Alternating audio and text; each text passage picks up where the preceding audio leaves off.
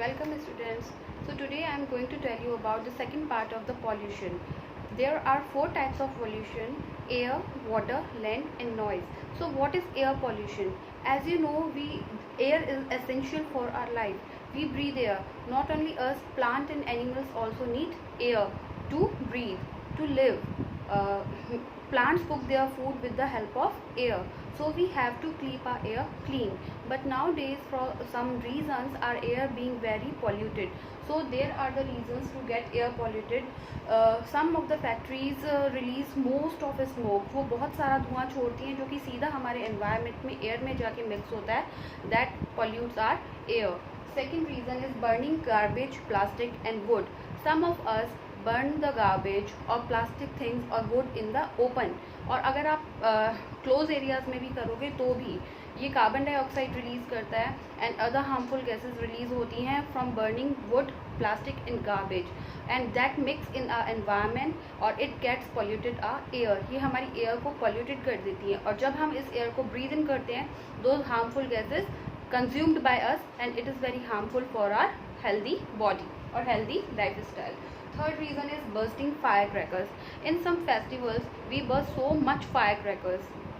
As we know, firecrackers has chemical, so when we burn them, when we burst them, chemicals and the polluted gases release in the environment and it does harm for our living and lifestyle. It is very harmful for air. So what is the solution to reduce the air pollution? Air pollution को कम करने के लिए क्या solutions हो सकते हैं? Simple as that. हमको जितने भी प्रॉब्लम्स हैं, जो प्रॉज हैं, उनको जस्ट ऑपोजिट करिए. Those are the solution of our reason. हमारे जो कारण हैं उसका आपको उत्तर मिलता है अगर आप उसको अपोजिट कर देते हैं. सबसे पहले हमें फैक्ट्री से निकलने वाले स्मोक को कंट्रोल करना चाहिए. We have to control the smoke releases by the factories. Second, we do not burst fire crackers unnecessarily. Even जलाना ही नहीं चाहिए. हमें बहुत कम यूज़ करना चाहिए फायर क्रैकर्स को, और अगर कर भी रहे हैं इन एनी फेस्टिवल सो ऐसे फायर क्रैकर्स यूज़ करने चाहिए जो कि कार्बन डाइऑक्साइड और अदर हार्मफुल गैसेस को रिलीज ना करें. We have to do not burn garbage, plastic and wood. इस चीज़ों को ना जलाइए तो हम अपने एनवायरनमेंट को क्लीन रख सकते हैं. And the most important thing, we plant trees. We must plant trees. Tree is the major solution of all the pollution. जितने भी pollution हैं उनको कम करने का major solution है planting trees.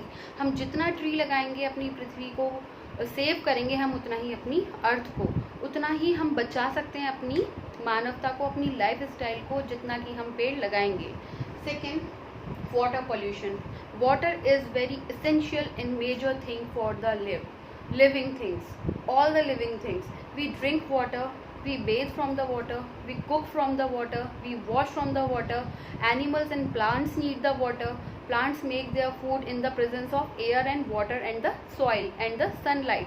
So water is the major or essential thing for our livings. Why does water get polluted? First reason, dumping of waste from the houses and factories into the water bodies. Water bodies like rivers, lake, pond. तो हमारा जो फैक्ट्रियों से और घरों से जो कचरा निकलता है वो सीधा वाटर बॉडीज़ में डंप किया जाता है जिससे कि वाटर पॉल्यूटेड होता है. Second, animal bathing in water bodies. कई हमने छोटी जगहों पर और गाँवों में देखा है कि एनिमल्स को रिवर्स में और पॉन्ड्स में ले जाके नहलाया जाता है. तो उनके बॉडी की जो गंदगी होती है वो सारी गंदगी उस वाटर बॉडी में चली जाती है और अगर हम वही पानी को ड्रिंक करते हैं तो वो सारे हार्मफुल जो बैक्टीरियाज होते हैं वो हमारी बॉडी के अंदर चले जाते हैं. So it is very harmful. Third is people bathing, washing their clothes and utensils in the water bodies. जैसे हम एनिमल्स को बेद करवाते हैं, if we bathe in water bodies, if we wash our utensils and clothes in water bodies, so the water get polluted. वही जो गंदी चीज़ें हैं वो सारी वाटर बॉडी के अंदर मिल जाएंगी and when we intake that water we get fall ill. हम बीमार पड़ेंगे. Solutions क्या हैं वाटर को polluted होने से बचाने के लिए? Just do opposite of them. Do not dump waste from the house of factories or factories into the water bodies. Do not bathe animals into the water body. Don't take bath, wash clothes and utensils into the water bodies. And the major solution, plant trees. Plants के जो roots होते हैं they can hold the water in under level. जो land का जो underground level होता है उसके अंदर पानी को होल्ड करके रखती हैं roots. So this is the major solution. Third pollution is land pollution. The land we live on, mother earth, हमारी पृथ्वी और धरती माता के ऊपर हम रहते हैं। So why do we pollute this, हम इसे पॉल्यूट क्यों कर रहे हैं? जब जिस चीज़ के ऊपर हम रह रहे हैं, जो हमें रहने के लिए जगह दे रही है, we must not pollute our mother earth. What are the reasons to pollution of the earth? First of all, we throw the garbage here and there in the open. Most of us, मैंने देखा है, कई बड़े लोगों को भी देखा है कि वो खाते हैं कुछ और कचरा बाहर थ्रो कर देते हैं। तो this is the main reason of the land pollution. Second is dump of waste by factories. जैसे कि कुछ वेस्ट होता है जो कि पानियों में फेंक दिया जाता है, कुछ वेस्ट होता है जो कि लैंड, ओपन लैंड के ऊपर थ्रो किया जाता है। इवन हमारे घरों से, हाउसेस से भी जो कचरा जाता है, जो डीकेबल नहीं होता, जो नॉन डिग्रेडेबल होता है, जो रॉट नहीं होता है, वो एक जगह डंप यार्ड में इकट्ठा कर दिया जाता है। अगर उसको जलाते हैं तो एयर पॉल्यूशन होता है, नहीं जलाते हैं तो लैंड पॉल्यूशन होता है। So we must think of the recycle procedure of the waste part. Third is use of chemical fertilizers. As we know, we grow crops.